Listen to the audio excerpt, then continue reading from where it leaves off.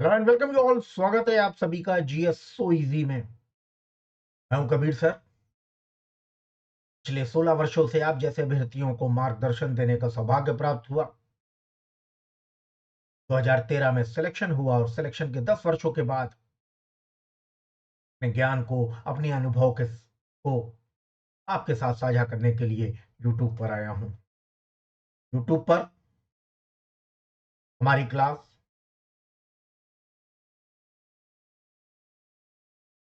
Monday to Saturday रात 10 बजे होती है।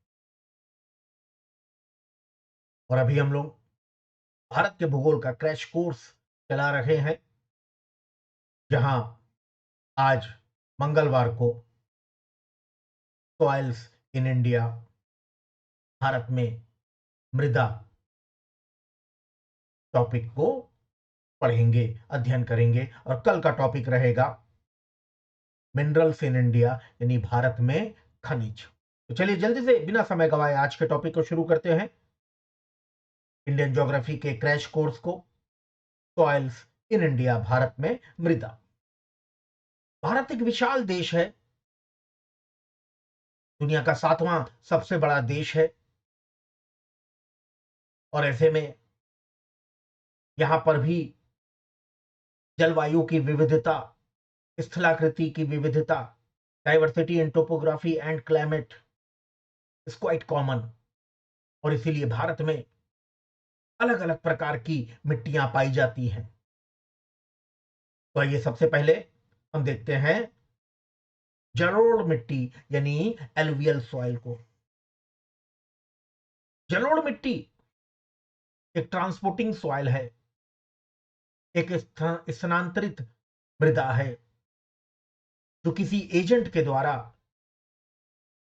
किसी दूसरे स्थान से लाई जाती है। और ऐसे में सबसे महत्वपूर्ण एजेंट है नदियां, रिवर्स। लेकिन नदियों के अलावा समुद्री लहर या पवन यानी विंड्स, खासतौर से शुष्क एरिया में, ड्राई रीजन्स में जहां पानी की कमी होती है और मिट्टी के कण आपस में बहुत अच्छे से चिपके नहीं होते हैं, तो जब पवन चलती है तो इन मिट्टियों के कण को आसानी से अपने साथ उड़ा ले जाती है। लेकिन सबसे डोमिनेटिंग फैक्टर है नदी। नदी जब भी आती है तो अपने साथ बालू मिट्टी लेकर आती है, और यही जलोढ़ मिट्टी है, एलुवियल सॉइल है। और ऐसे में जहां पर भी ये नदी होगी, समुद्र की लहरें होंगी या शुष्क प्रदेश होगा, वहां पर ये जलोढ़ मिट्टियां भरपूर पाई जाएंगी। और इसीलिए भारत का उत्तरी मैदान, गेंजेटिक प्लेन्स, नॉर्दर्न प्लेन्स, जहां साल भर नदियां बहती हैं, इस पूरे क्षेत्र में पंजाब से लेके असम तक चले जाइए, इस पूरे क्षेत्र में ये मैदान जो है, ये पूरा जलोढ़ मिट्टी का मैदान है। इसमें पंजाब, हरियाणा, दिल्ली, उत्तर प्रदेश, बिहार, बंगाल और असम के मैदान भी शामिल हैं। लेकिन इसके अलावा हम लोग ने देखा कि समुद्र की लहरें भी जलोढ़ मिट्टी की उत्पत्ति में एक विशेष योगदान रखती हैं। इसीलिए आप देखिए तटीय इलाके में भी समुद्र तटीय इलाके में भी आपको ये जलोढ़ मिट्टी की एक पेटी मिलेगी, खासतौर से भारत के पूर्वी तट में। इन मिट्टियों में नाइट्रोजन की कमी होती है, ह्यूमस की कमी होती है। और नाइट्रोजन मिट्टी का सबसे महत्वपूर्ण घटक होता है पोषक तत्वों का, क्योंकि नाइट्रोजन से ही प्रोटीन बनती है, एमिनो एसिड बनते हैं, और यही पेड़ों और जीव जंतुओं की वृद्धि के लिए, ग्रोथ के लिए उत्तरदायी हैं। तो ऐसे में जब मिट्टी में नाइट्रोजन की कमी हो जाती है तो उस मिट्टी को अच्छा नहीं माना जाता है। लेकिन इसके बावजूद जलोढ़ मिट्टी में नाइट्रोजन की कमी है, लेकिन इसके बाद इस बावजूद इसे अत्यधिक उपजाऊ माना जाता है। इसका कारण यह है कि हाँ, नाइट्रोजन की इसमें कमी है, लेकिन नाइट्रोजन और ह्यूमस के अलावा जितने भी पोषक तत्व हैं वो सभी इस जलोढ़ मिट्टी में भरपूर मात्रा में पाए जाते हैं। ये सब बड़े अच्छे से मिक्स्ड होते हैं, और ऐसा इसलिए होता है कि ये नदी जो है, ये हजारों किलोमीटर का रास्ता तय करके आती है। तो रास्ते में जो भी चट्टान मिलती है उसके तत्वों को ये अपने अंदर डिसॉल्व कर लेती है, और इस हजारों किलोमीटर लंबे रास्ते में कभी कैल्शियम की चट्टान है, कभी सोडियम की चट्टान है, कभी आयरन की चट्टान है, कभी मैग्नीशियम की चट्टान है, कभी जिंक की चट्टान है। और इसीलिए इस जलोढ़ मिट्टी में नाइट्रोजन के अलावा लगभग सभी पोषक तत्व भरपूर मात्रा में अच्छे से मिक्स्ड होते हैं, और इसीलिए इसे अत्यधिक उपजाऊ माना जाता है। दूसरे नंबर पर है लेटराइट मिट्टी। ये मिट्टी उन स्थानों पर पाई जाती है जहां टेम्परेचर तो हाई हो ही, वर्षा भी हाई हो। विश्व के संदर्भ में अगर देखा जाए तो इक्वेटोरियल रीजन में जो विषुवत प्रदेश है वहां पर ये मिट्टी पाई जाती है। भारत में पश्चिमी घाट का एरिया, वेस्टर्न घाट्स, और मेघालय का एरिया, इन दोनों जगह पर ही तापमान भी अधिक होते हैं और वर्षा भी बहुत अधिक मात्रा में होती है। इसीलिए अगर ध्यान से डायग्राम देखा जाए तो पश्चिमी तट और पश्चिमी घाट का ये वाला जो एरिया है पीच कलर का, और इसके अलावा यहां पर आप देखें मेघालय में भी देखेंगे कि पीच कलर आपको दिखाई देगा। इसके अलावा संपूर्ण भारत में कई स्कैटर्ड जगह पर छितरे हुए प्रदेशों में जहां पर भी बारिश थोड़ी सी भी अधिक होती है वहां पर यह लैटराइट मिट्टी पाई जाती है। एग्जाम का एक बड़ा ही महत्वपूर्ण प्रश्न है कि इस लैटराइट मिट्टी की सबसे बड़ी समस्या है सॉइल लीचिंग, मृदा निक्षालन। क्या होता है मृदा निक्षालन? तो कहीं पर भी जब बारिश अधिक होती है, बारिश अगर अधिक हुई तो वहां पानी लग जाता है, लेकिन थोड़ी देर बाद हम आते हैं तो ये पानी हमें वहां नहीं मिलता है, ये पानी नीचे चला जाता है, ये जमीन के अंदर सॉइल के पार्टिकल्स के बीच में नीचे चला जाता है। लेकिन जब ये पानी नीचे जाता है तो पानी एक यूनिवर्सल सॉल्वेंट है, ज्यादातर पोषक तत्वों को ये अपने अंदर डिसॉल्व कर लेता है, और इसीलिए मिट्टी की ऊपरी परत के ढेर सारे पोषक तत्व इस पानी के साथ घुलकर नीचे चले जाते हैं। और जब पोषक तत्व नीचे आ गए तो ऊपर की परत में पोषक तत्वों की कमी हो जाती है, डेफिशिएंसी हो जाती है, और ज्यादातर पेड़ जो हैं इनकी जड़ें ऊपर से ही पोषक तत्वों का अवशोषण करती हैं, लेकिन पोषक तत्व नीचे चले गए। इसी को मृदा निक्षालन कहते हैं, सॉइल लीचिंग कहते हैं, जहां ऊपरी परत से पोषक तत्व जल में घुलकर नीचे चले जाते हैं, और ये मिट्टी क्या है, अनुपजाऊ हो जाएगी, इनफर्टाइल हो जाएगी, क्योंकि इसके पोषक तत्व नीचे चले गए। लेकिन इसके बावजूद, क्योंकि यहाँ बारिश बहुत ज्यादा होती है और ढेर सारी ऐसी फसलें हैं जिनको अत्यधिक बारिश की आवश्यकता होती है, जैसे चाय है, कॉफी है, कोको है, रबड़ है, स्पाइसेस, मसाले हैं, इन सबको अत्यधिक बारिश की आवश्यकता होती है और इनको हम बागानी कृषि कहते हैं, प्लांटेशन एग्रीकल्चर कहते हैं।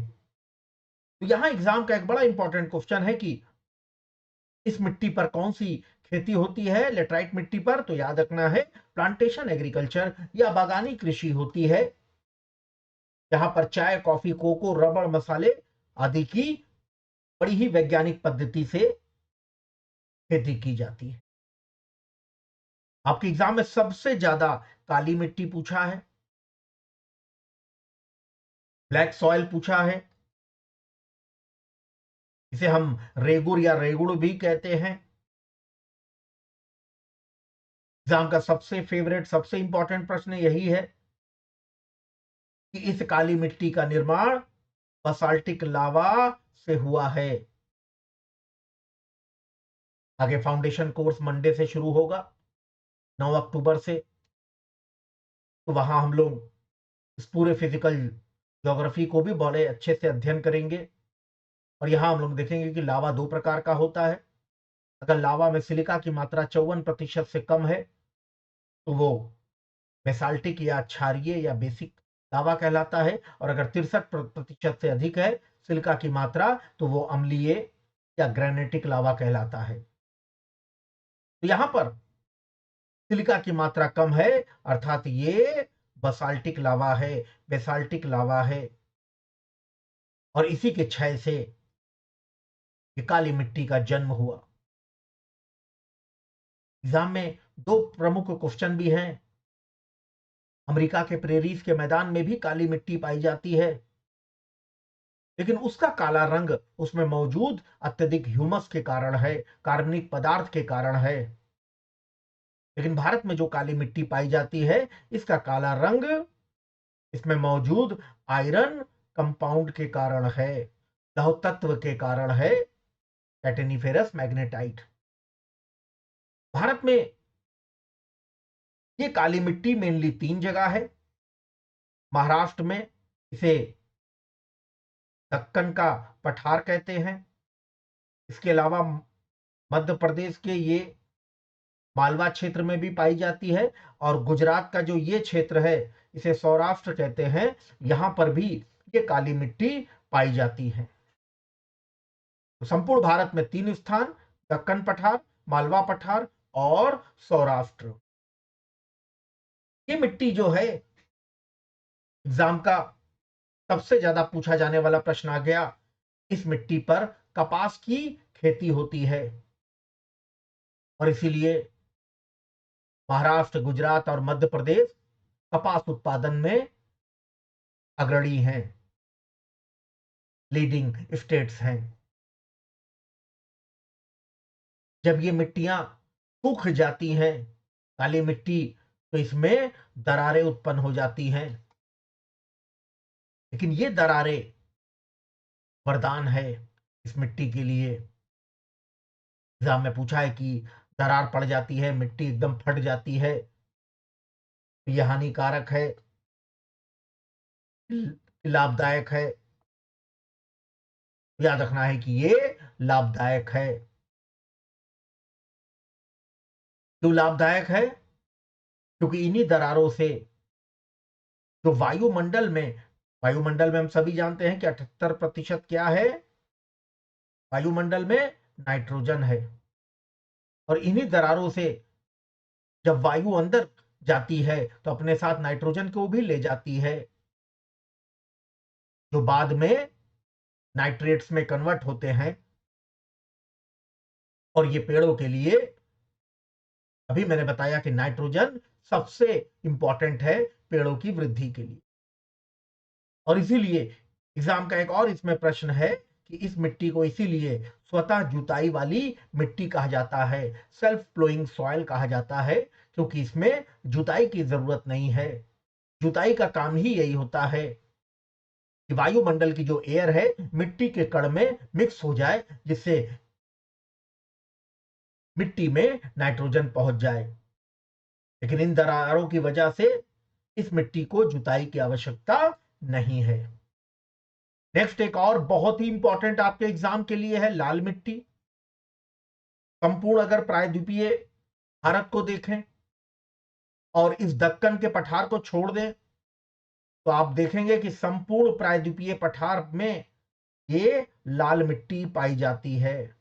इनफैक्ट इस दक्कन पठार में भी पूर्व में लाल मिट्टी ही पाई गई थी, लेकिन यहां ज्वालामुखी का विस्फोट हो गया, जिससे लाल मिट्टी के ऊपर काली मिट्टी ने जन्म ले लिया। तो यहां याद रखना है कि प्रायद्वीपीय पठार के अधिकतर क्षेत्र में और उत्तर भारत में भी ये लाल मिट्टी पाई जाती है, और इसका जन्म प्रायद्वीपीय पठार में पाए जाने वाले आर्कियन युग की चट्टान से हुआ है। कौन कौन सी चट्टानें आर्कियन युग की है? सबसे इंपॉर्टेंट है ग्रेनाइट।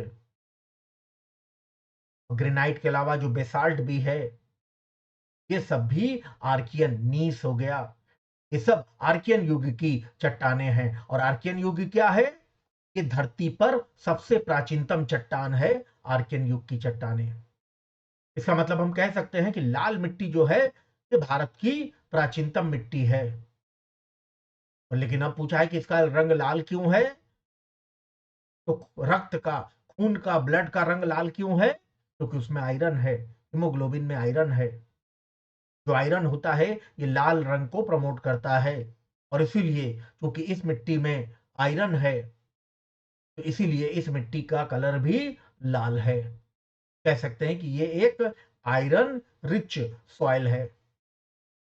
लेकिन आसपास के क्षेत्र में जहां लौह तत्व के बजाय एल्युमिनियम की अधिकता हो जाती है, तो इसका कलर पीला हो जाता है।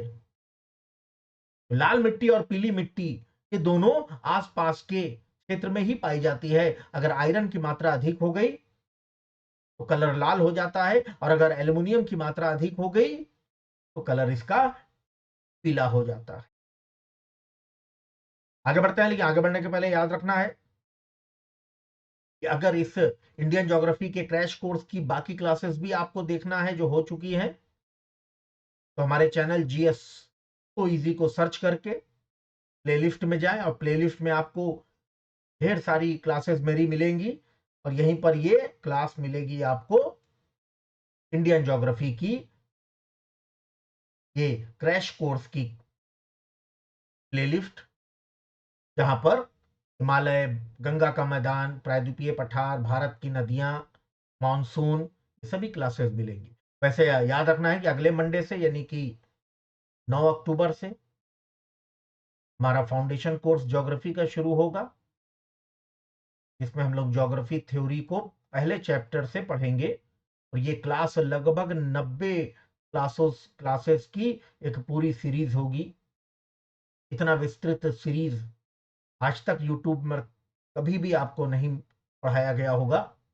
एकदम कंप्लीट ये ज्योग्राफी होगा, कोई भी एक टॉपिक इसमें छूटेगा नहीं इस 90 क्लास में।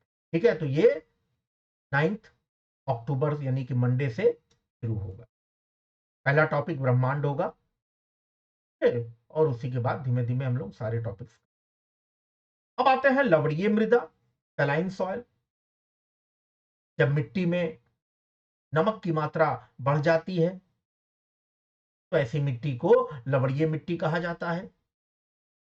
भारत में ऐसी मिट्टी गुजरात में, राजस्थान में और सीमावर्ती क्षेत्र में पाई जाती है, और संपूर्ण उत्तर भारत में इसको अलग अलग नाम से जाना जाता है। कहीं इसे रेह नाम से, कहीं ऊसर नाम से, और कहीं कल्लर नाम से इसे जाना जाता है। इस मिट्टी पर भी खेती की जा सकती है अगर इस मिट्टी में जिप्सम की खाद का उपयोग किया जाए, क्योंकि जिप्सम जो है ये इसके क्षारीयपन को न्यूट्रलाइज कर देता है, खत्म कर देता है। जिप्सम के उपयोग के बाद हम इस लवणीय मृदा पर भी खेती कर सकते हैं। और आप देख रहे हैं कि ये राजस्थान का जो अधिकांश एरिया है ये लवणीय मृदा वाला एरिया है। लास्ट है पर्वतीय मृदा, माउंटेन सॉइल। नाम से ही क्लियर है कि ये मिट्टी कहां होगी, तो ये पर्वतों की ढाल पर ये मिट्टी पाई जाएगी। क्योंकि पर्वतों पर ढाल अधिक है तो नदी का प्रवाह भी तेज होता है, और जब नदी का प्रवाह तेज होगा, की ताकत अधिक होगी, तो ये अपने साथ मिट्टी के कण को बहा ले जाएगी, और यही मृदा अपरदन कहलाता है। तो इसका मतलब पर्वतीय मिट्टी में मृदा अपरदन काफी देखने को मिलता है। मृदा अपरदन क्या करता है, मिट्टी की ऊपरी परत को अपने साथ बहा ले जाता है। जब मिट्टी की ऊपरी परत को बहा ले गया तो मिट्टी की मोटाई कम हो जाती है, और मोटाई कम हो गई तो उसकी उर्वरा शक्ति, इसकी फर्टिलिटी भी कम हो जाती है। लेकिन पर्वतों पर हम जैसा कि देखे हैं कि पेड़ पौधे बहुत ज्यादा होते हैं, और पेड़ पौधों की पत्तियों से ही ह्यूमस प्राप्त होता है जब ये पत्तियां सड़ जाती हैं। इसीलिए इन मिट्टियों में ह्यूमस की अधिकता होती है। अभी के लिए इतना ही। अगर क्लास अच्छी लगी है तो इसे लाइक करना है। लाइक से भी जरूरी है कि आप जैसे फ्रेंड्स के साथ इसको क्या करना है, शेयर करना है। और अगर अभी तक आपने सब्सक्राइब नहीं किया तो इसको जल्दी से सब्सक्राइब करें, क्योंकि ढेर सारी क्लासेस, एक्स्ट्रा क्लासेस भी होती है शेड्यूल के अलावा। वैसे में अगर आप सब्सक्राइब करके इस बेल आइकन को हिट करके नोटिफिकेशन को ऑल पर क्लिक करेंगे, तो जब भी इस तरह की क्लासेस होंगी तो आप तक सबसे जल्दी नोटिफिकेशन पहुंच जाएगा। वैसे जानकारी के लिए याद रखना है कि मेरी ये क्लास जो जीएस सो इजी की क्लास है, ये मंडे टू सैटरडे रात 10 बजे होती है। कल का टॉपिक रहेगा मिनरल्स इन इंडिया, एक बड़ा इंपॉर्टेंट टॉपिक है, भारत में खनिज। परसों रहेगा इंडस्ट्रीज इन इंडिया। अभी के लिए इतना ही। विनती करता हूं ऊपर वाले से कि आप सभी को आपके लक्ष्य में, आपके परीक्षा में सफल करें, और ये बिल्कुल मुमकिन है, क्योंकि इम्पॉसिबल तो खुद कहता है I am possible, you are possible, we all are possible. Good night, शुभ रात्रि, शबा खैर। मिलते हैं कल फिर रात में 10 बजे एक और टॉपिक, भारत में खनिज, मिनरल्स इन इंडिया के साथ। गॉड ब्लेस यू, अपना ख्याल रखिए। Thank you.